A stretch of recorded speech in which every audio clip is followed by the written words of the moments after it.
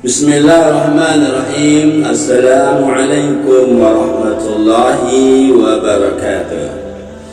Pemirsa channel Islam kita yang berbahagia, alhamdulillahirabbil alamin, wassalatu wassalam ala rasulillah sayyidina Muhammad wa ala alihi wa ashabihi ajma'in, amma ba'du.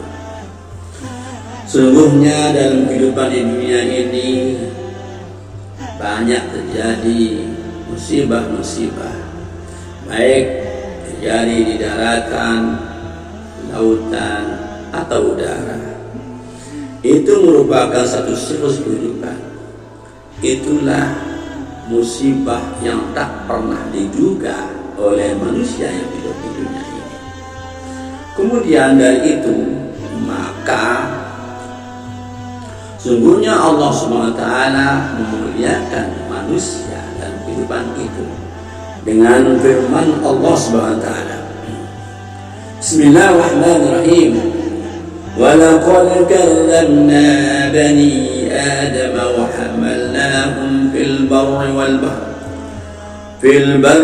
bahri wa razaqnahum minat thayyibat wa faddalnahum ala katsirin mimman khalaqna tafdila.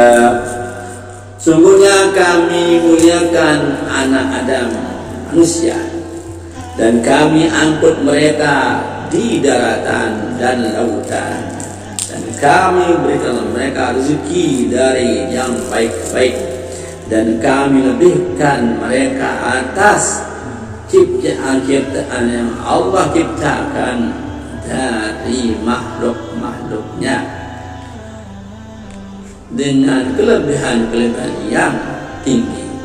Itu kira-kira makna dari ayat itu. Jadi manusia diberikan kemuliaan oleh Allah Subhanahu wa taala. Kemudian dalam kemuliaan itu maka muncul masalah dalam kehidupan manusia itu pula. Ketika manusia mendapat musibah, apa musibah seperti tabrakan mobil, tenggelam di lautan, atau jatuhnya pesawat, kemudian di sana matilah manusia, dan kematian itu tidak seperti yang kita bayangkan, tapi mereka terpotong-potong kematiannya. Badannya terpotong-potong, tangannya terpisah dengan badannya, kakinya terpisah dengan jasadnya. Lalu muncul pertanyaan di sini, apakah hukum potong-potongan itu mau diapakan? Apakah sama hukum potongan itu seperti orang mati atau bagaimana? Ketika potong-potongan itu ditemukan di tengah jalan, lalu diapakan potong-potongan itu? Nah, ininya kita akan jawab pertanyaan ini. Kemudian ada muncul pertanyaan lagi setelah itu, apa hukum menggunakan mayit yang telah mati itu digunakan sebagai alat cobaan untuk pengetahuan atau prinsip dan sebagainya.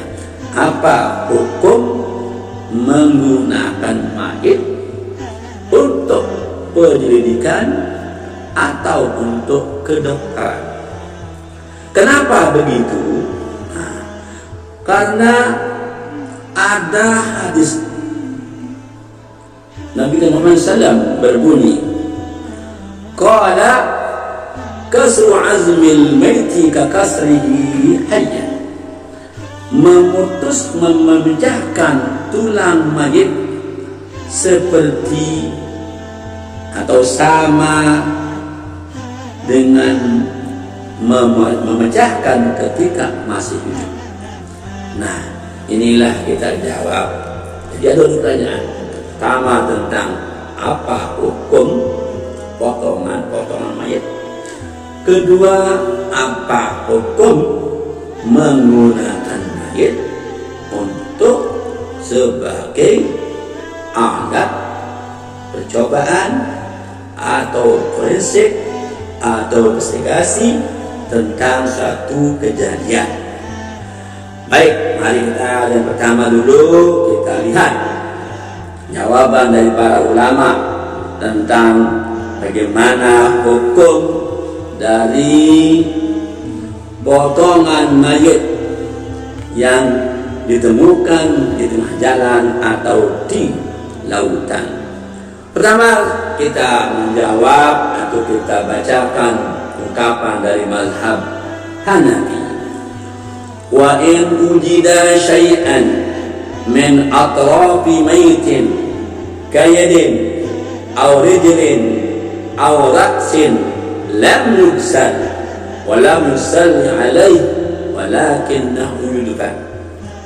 Menurut mazhab Hanafi, kalau seandainya potongan itu ditemukan, apa itu tangan, kaki, atau kepala, maka tidak perlu dimandikan dan tidak perlu disolatkan, cukup hanya menanam saja. Menurut mazhab Hanafi. Kedua, menurut mazhab Maliki, dalam teks mereka dikatakan lau wujidat al-atrafu kulluha lam yusalli alaiha inda Malik. Jika temukan potongan-potongan badan seluruhnya lam yusalli alaiha, maka tidak perlu disalatkan inda Malik, menurut mazhab Maliki. Kenapa? Ditabi'idatiha jasadi, karena jauh dari jasadnya. Wabil jauh hari la yusalli ala sinusbi. Maka dalam kitab Johari sebutkan tidak perlu salatkan atas potongan sebagian saja. Wala aksar al-mukhtalif ditazul gusliha, dan apabila potongan itu besar tidak perlu juga dimandikan, menurut mazhab Maliki. Jadi ada dua mazhab yang menyatakan potongan mayat itu tidak sama seperti orang hidup. Menurut mazhab Syafi'i, lau wujida juz'un maitin muslimin ghairu syahidin sulliya alaihi ba'da ghuslihi wa sutira bihirkatin wa dufina kalimatil hawadin. Jika potongan mayat itu jika potongan mayat muslim yang bukan syahid ditemukan, maka potongan itu disolatkan setelah dimandiin dan ditutup serta ditanam seperti orang mati biasa, menurut mazhab Syafi'i. Kemudian menurut mazhab Hambali menyatakan wa in wulida ba'du baitin tahqiqan wa irshalin wa zibin wa sinin wa sila wa kufina wa sulia alaihi wa dufina wujuban. Menurut mazhab Hambali menyatakan sama dengan mazhab Syafi'i. Jika sayangnya potongan itu ditemukan, benar ditentukan, bukan gigi, bukan rambut, dan bukan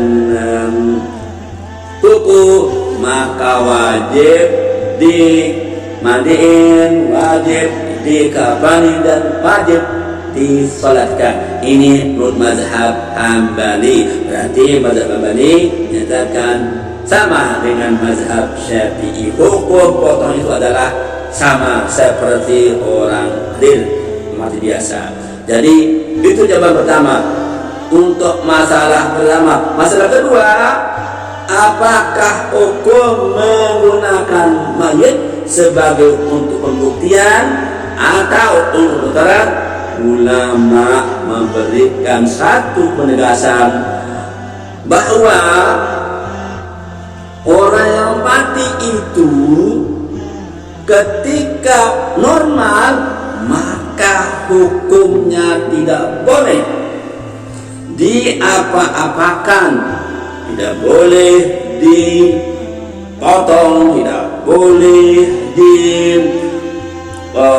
dipatahkan kakinya dan sebagainya.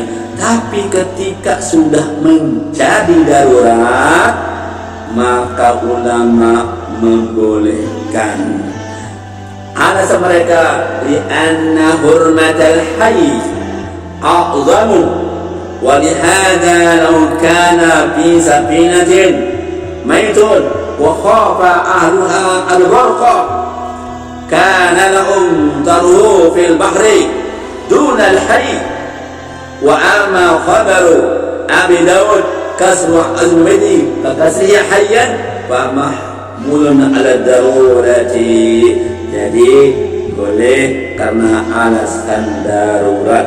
Mudah-mudahan ini bermanfaat bagi kita sebagai wawasan kita tentang fikih Islam. Demikian, assalamualaikum warahmatullahi wabarakatuh.